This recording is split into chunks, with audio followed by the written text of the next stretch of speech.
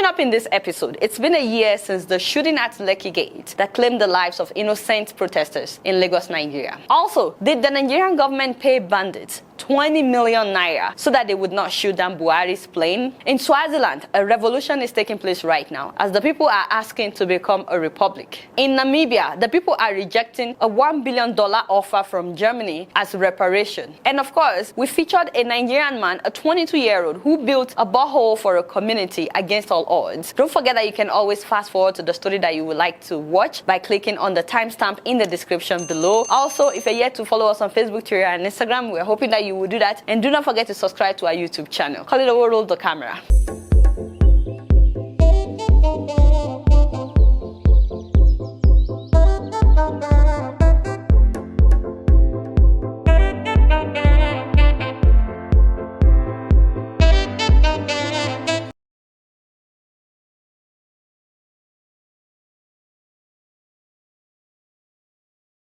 iPhone X gone.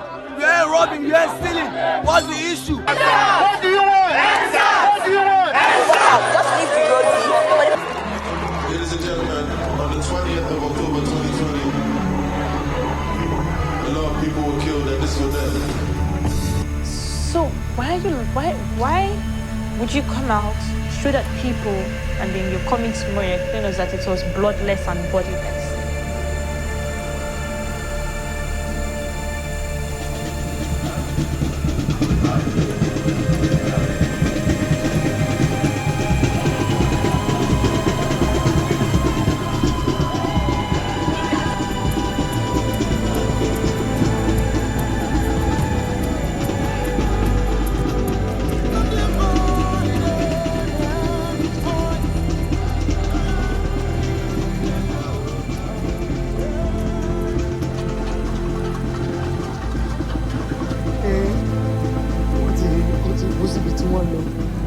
Aṣọ tó wọ̀ jọ yẹn ni mo fi dàbò tó wà.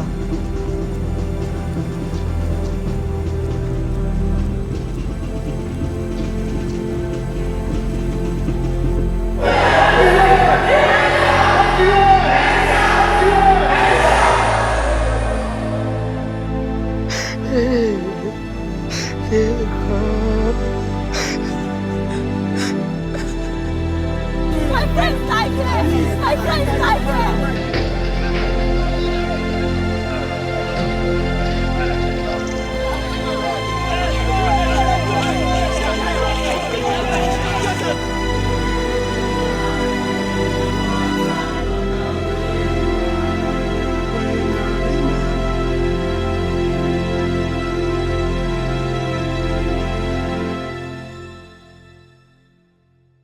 What's up, people? It's your girl Adeola. It's officially 1 year since the Lekki tollgate shooting, where the Nigerian military opened live ammunition on peaceful protesters. Up till now, the Nigerian government insists that nobody was shot. Amnesty International, CNN, and Runaway DJ, and others like them should apologize for misleading the world that there was a massacre at the Lekki. Although one soldier later admitted that they used both rubber bullets and live ammunition. One general said there's no way they would kill their brothers and sisters, but admitted the soldiers will be using both live and blank bullets. One year over there. Hopefully they will later admit to everything else that they did. In any case, we're still asking that question: who gave the order to shoot? Who gave the order? I've featured testimonies of family members who lost their loved ones that day on this show. I've featured people who were injured that day. We all remember DJ Switch. She live streamed the whole thing and she's still talking about it. Also, so many members of the Shanti community next to the toll gate testified to the killings, and shortly after, their community was demolished by the Lagos State government. A panel was set up, which some young people resigned from, by the way, saying that the government was just using them for performative purposes. However, as the panel concludes on the 19th of this month, a total of 410 million naira had been given to 70 petitioners of police brutality in Nigeria, including family members of victims. Now, despite protests, the toll gate was reopened several months ago. Allowed to open this toll gate. My friends died here! My friends died here! They died here! allowed to open this door again.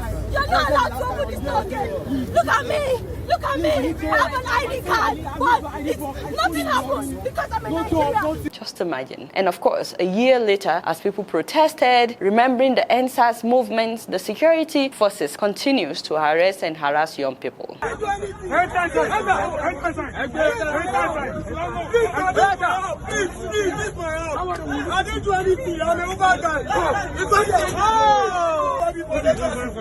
I'm sure you guys have seen that video. That's an Uber driver by the name Clement Adeola, who was manhandled by the police for absolutely no reason. They pepper sprayed him, as you guys could see in the video. After the whole thing, he went back to recover the vehicle at police custody, but by the time he got there, they had cracked the windshield. Wow. So right now, he's trying to raise money to fix this vehicle because it's actually not his vehicle. He's an Uber driver. That's all he does. So he's trying to fix somebody else's vehicle. But honestly, if anybody watching me today would like to just help him out, this is his bank account. You can help him not just to fix this person's car, but it would be wonderful for him to have a car of his own so that he can continue his Uber driving. Good evening. This is me, Adeola Clement, the car man that was butchered by police. I need justice.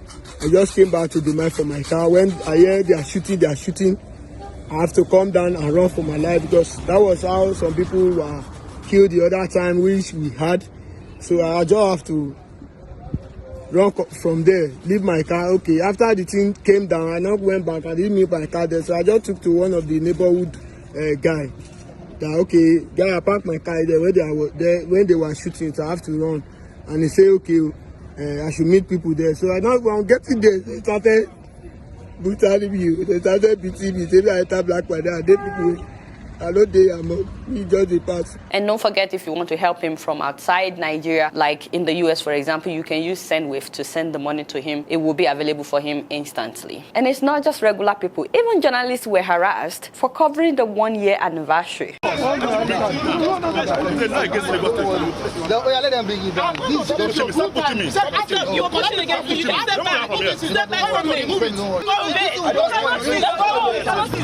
did I do? I also have my ID card.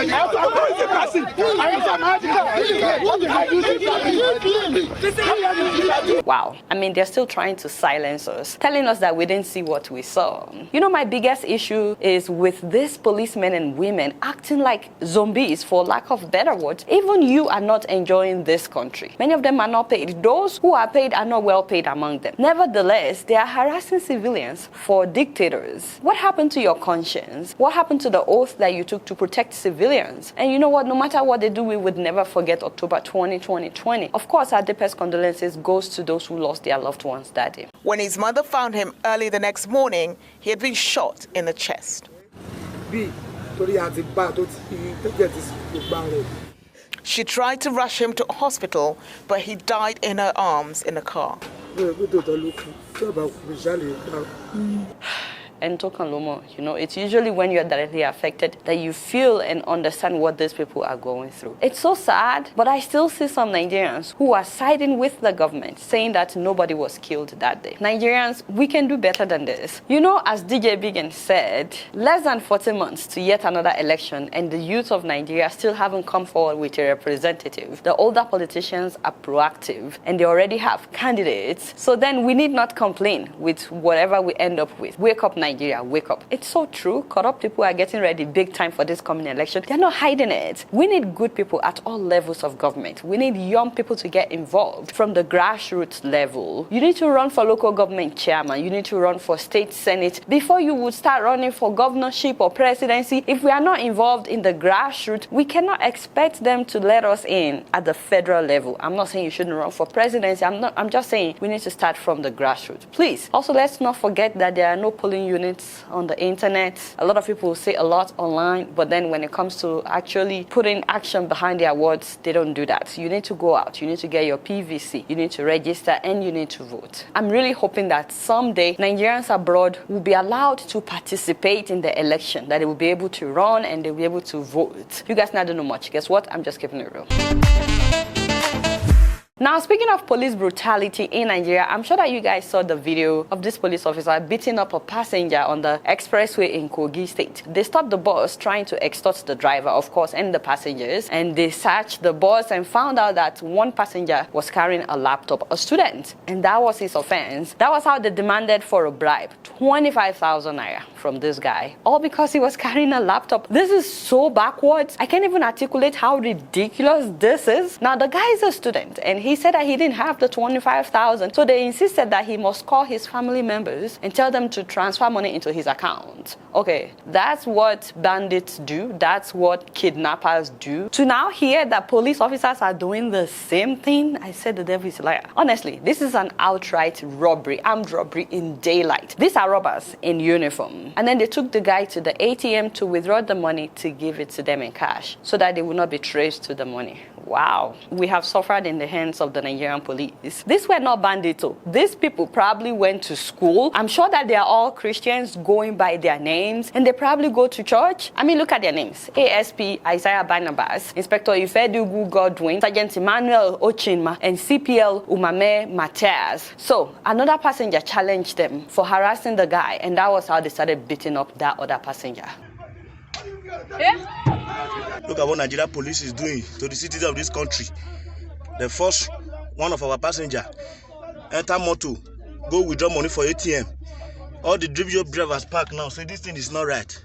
Anyway, people like this make it really hard for us to pity the policemen who are actually suffering, those of them that are protesting on paid salaries and pensions. We're not the ones responsible for your dilemma. Yes, you are not well paid, we understand that, but you don't take it out on the people. You're robbing innocent people. I'm glad that they were later arrested when the video went viral, but why is it a crime to carry laptops in Nigeria or iPhones? That's what I don't understand. Policemen go after you like you're a criminal. Seriously, the Nigerian police force needs new orientation. Like, seriously, they need to go through orientation altogether. If they had taken away his gun that day, that policeman, do you know that those passengers would have beaten him up? You guys need orientation, like for real, and I mean it. Because right now, we don't even know the difference between the police and the armed robbers and the bandits anymore. We don't know the difference anymore. And speaking of bandits, please move closer, my people. Did you guys hear that the Nigerian government paid, allegedly paid 20 million naira cash to bandits so that they won't blow up Buhari's plane? Wow. Anyway, Wall Street Journal in the US reported this story. They said that the bandits had earlier stolen an anti-aircraft gun, a gun made solely to shoot down planes, from the Nigerian army. And so they said that because the president was going to fly over that region to Katsina, that the Air Force now paid 20 million naira to the bandits in order for them to release the gun. And that was how the Nigerian media picked it up. But as expected, the Nigerian Air Force said that it's fake news. But you know, for some reason, Nigerians don't believe their government or the Nigerian Air Force. I mean, going by the comments online, it's like people are saying that our government is lying. They are also saying that the government has been exposed. Okay, I don't know if Wall Street Journal is saying the truth or not. Seriously, I'm not going to tell you that they were saying the truth, against the government. But in case you're wondering why people would believe this story, it's because the Nigerian government has been romancing the bandits for months now. They've been pampering them since they started operating. They keep telling us that these bandits are repenting in hundreds and thousands, and then they give them food, they give them clothes, they give them jobs. In fact, customs is now giving food to bandits. And operatives of the service offered bandits bags of seized rice to save themselves from the criminals. He told reporters that the operatives had to offer 7 bags of rice to the bandits. Can you imagine? We are not working for only custom. We are working for the nation. And we are working for you people. They are working for us. They are working for us.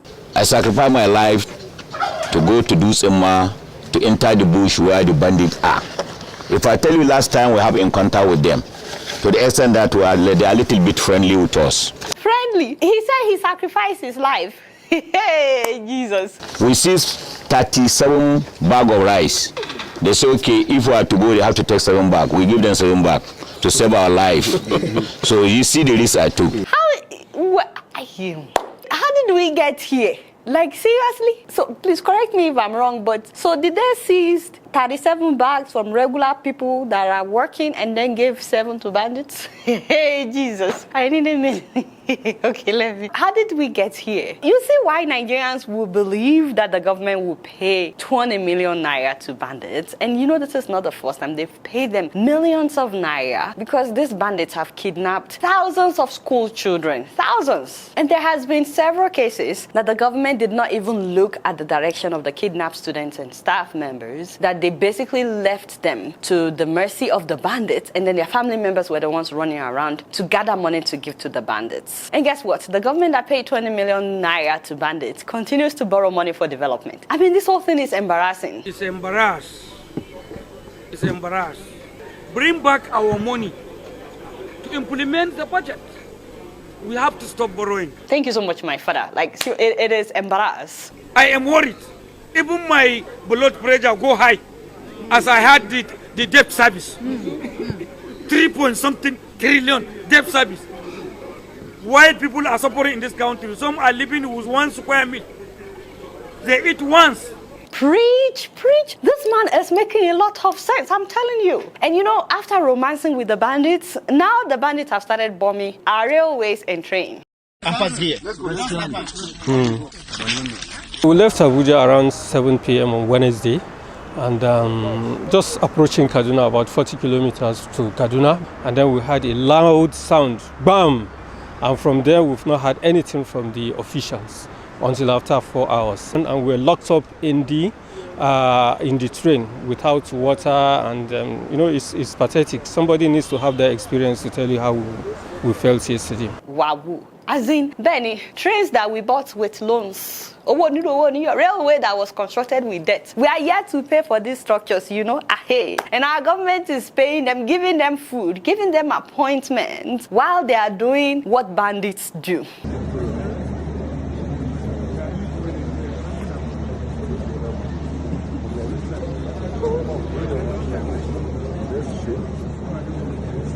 Irony. The devil is like, where did you find this?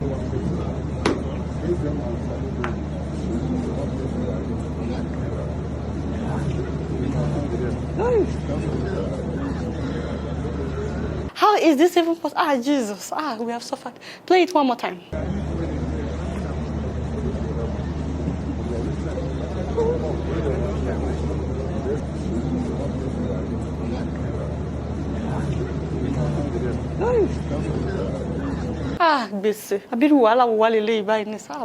That's it. You guys now don't know anything. Guess what? I'm just keeping it real. Moving on to Swaziland, ladies and gentlemen, the unthinkable is happening right now. You guys remember Swaziland? It's also known as the Kingdom of Eswatini. We've not talked about it in a very long time. My sincere apologies. But you know, that is where they have a monarch, the King Mswatini III, who marries a new wife pretty much every Reed festival. That is when young ladies dance semi-naked. It's just their culture. They do this every year, the Reed festival. Almost every Reed festival, he would marry a new wife, and now he has 15 wives and 23 children. It's actually a very beautiful country, and we've talked about how the king lives in luxury while so many of his citizens live in poverty. Now, guess what's happening? The people are revolting against the king. They say that they want a democratic government. The small kingdom of Eswatini has been gripped by civil unrest since May this year. There are regular demonstrations against King Mswati III. In this country, where opposition parties have been banned since 1973, the opposition demands democracy. Okay, so the king has been in power since 1986, but that's not even the point. The issue is he banned multi-party elections. He prohibited people from voting him out, and he has abused human rights time and time again, particularly towards women. Also, he's the one that appoints the prime minister, and now, more than 30 years after all of this, the people have decided that enough is enough, and now there's a revolution going on. They even demonstrated at the American embassy. To multi-party democracy power!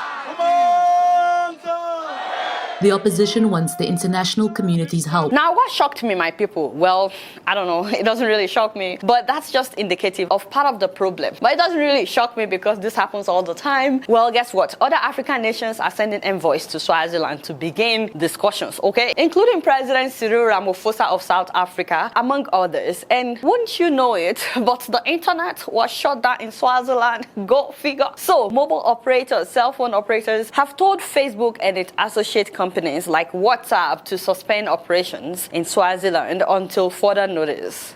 Authorities have deployed security forces to crush dissent, it's been said, closed schools indefinitely and instructed mobile telephone network companies to shut down the internet and social media platforms. Wow, of course they shut it down. They shut down the internet. And we've seen the same thing happen time and time again in different parts of Africa. Now, the saddest part of this is that the security forces are killing protesters. They're shooting at people. Like I said, the protest has been going on for a while now. It actually started in July. 3 months later, the people are still not giving up. About 80 people have been killed, yet the people are protesting. These protests have happened before, but not really on this scale. As a matter of fact, the people have accused the Swaziland government of burning bodies in order to hide actual number of casualties. But the people of Swaziland are refusing to back down. We cannot show you guys many of the videos, because they are way too graphic and YouTube will not allow us to do that. But Swazi people are being severely mistreated by the police and the military, even young people. Here is one of the victims, a young guy who was shot twice.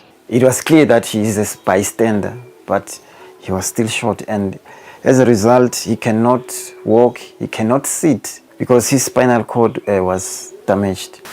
It's not a mistake. He shot 2 times. Wow.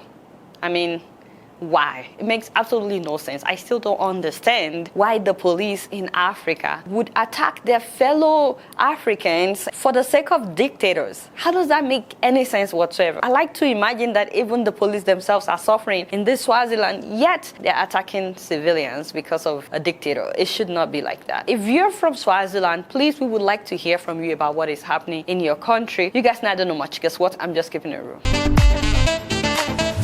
Moving on to Namibia, ladies and gentlemen, something very interesting has happened in that country. Real quick, just for context and for clarity for you guys to understand, between 1904 and 1908, Germany committed a genocide against the Herero and the Nama people of Namibia, and they forcefully took over their land. Now, the people stood up against Germany at that time, and Germany used sexual violence, starvation, and of course, they massacred about 80,000 of them. The German forces that did this were called the Schutztruppe, and they later served in World War I. So around 80,000 people were massacred in this genocide that happened in Namibia, which was roughly 80% of the Herero tribe, as well as around 50% of the Nama tribe. So now, over a century later, it took Germany a whole century to even admit that a genocide happened and to offer to compensate them. Germany has offered to pay $1 billion over a period of 30 years in form of projects for the reconciliation and reconstruction of communities affected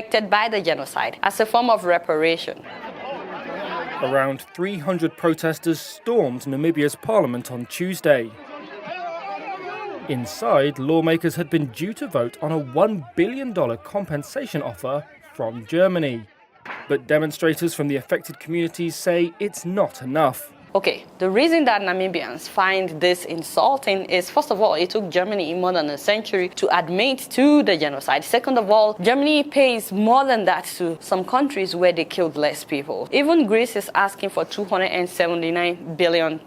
Meanwhile, they're offering Namibia $1 billion over a period of 30 years. So Germany owed a lot of countries because of World War I. After World War I, Germany was ordered to pay $132 billion in reparations at the Treaty of Versailles. They broke this agreement in 1932 when World War II started, and they never paid it fully. So after World War II, they were ordered to pay $320 billion on top of the remaining debt from before. But then when other countries realized that Germany would never be able to pay all this money, they reduced it to only a few $billions per country that Germany had attacked. So nowadays, the estimate is that they pay around $5 billion, but they still owe $36 billion. Hopefully this provides some clarity as to why the people of Namibia are so upset. But then keep in mind that some tribal chiefs in Namibia are ready to take what Germany is offering. They are saying that to them it's not about the amount, but they just want Germany to acknowledge the genocide and pay something, compensate them. So some of them are saying the money is okay. So the people are not completely united in asking for Germany to do better. So let me know what you guys think about this story in the comment section. You guys not know much. Guess what? I'm just keeping it real. Okay guys, I am so excited about this story, this shout out, because so many Nigerian people, so many young people are actually making waves in Nigeria, touching lives, and one of them is this guy. He's amazing. Please give it up for 22-year-old Michael Osaretin, a youth corper who helped an Akure community where he served by providing them with drinkable water. I thank God say God fit use me solve the water problem for these villagers. My name na Osaretin Michael, and I be Bash B corps member with the serve for Akure, Ondo State. You know, when I saw the water that the people were drinking, I could not believe it. If you come this place, if you see the water where they take before, you will know say this na community where you no go live. Like you no fit all leave them come on. You suppose solve their problem. What? In this age, Habba, Nigerian government, say that, seriously, what is our government doing? The government has not helped this community, and they suffer lack of electricity as well. Of course, lack of clean water and no roads, not even a phone network anywhere in that area. These people, they not get water, they not get road, they not get electricity, even network to call, they not get anything. So I can't say, even if not just water, I fit do for them. And so Michael wanted to help, and he's not from a rich home, so he had to solicit for money, and then he faced all kinds of challenges. When I first started this project, some people not help me because they say I be Benin man, I not be Yoruba. So they not feel support another tribe for this state, so they not help me. Like I've said several times on this show, why are we black people racist towards each other? It makes no sense. Even some churches, they say, because I not be their church member, they not feel help me because I not be their church member. This idea that you have to be a member of my church before I can help you is just insane. We're so religious in Nigeria that most times we lack empathy. Even this village where they do some people not fair believe because some people don't first promise them water before. So they think say I not fit do I can only imagine how many people would have given up and say, you know what, forget it. Now, in any case, the 22-year-old went on to seek other means of funding. Maybe like for the third month now, I can't see two organizations will give me 50,000. We won't create campaign like may they help people. We make video, we make pictures, and little by little people can donate. Thank you to the groups and the foundations that believed in him and helped him. Thanks to social media as well. Today the community has clean water. And the joy on their faces, like you need to see the small children, like the small children, they are happy. The mothers, they are happy. Even the old ones now, they can even drink water from this place. They don't need to go far. Everybody say water! Now, with people like him, I believe that there is hope of us having a better country someday. Now, the most important thing in his story is the fact that he had the desire, the willingness, the determination to do this thing, despite not having the resources. Does that make sense? Like, sometimes all we need is the will to do something, and then there would be a way. But when we are not even willing to do something, we wouldn't think outside the box. I don't know what it is that you have been meaning to do, and there's no funds, no resources. You never know. Maybe you just need to go from door to door and knock and get people to contribute like he did. And you know, that's all he needs to do. Next time, if he wants to do something in that community, don't you think that people will believe in him? Sometimes it's the first project that you just have to do to get people to believe in you. You guys not know much. Guess what? I'm just keeping it real. So before I leave, I'd like to give a huge birthday shout out to my very own mother in Dallas, Texas. Yes, ladies and gentlemen. Yeah, good. That is my mother in Dallas. Happy birthday, ma. And your pictures are looking so good. You is so beautiful, mommy. Thank you so much for the last time that we visited for the asado. We are still talking about it. God bless you. Oh, by the way, she hosts engagements. You know, if you're having a wedding ceremony, even if you are not in Nigeria and you want the engagement ceremony to be the talk of town, she's the person to call. This is a contact. Call Mama Gold. She will be at your engagement ceremony. Happy birthday, ma. You know, do well. Alright, y'all, it's been real and I'm keeping it right up in here. Don't forget to follow me on Facebook, Twitter, and Instagram. And if you're yet to subscribe to my channel, I'm watching you on Plasma TV. Press the subscribe button and the bell button. Until next time, I will see you all later. Peace out.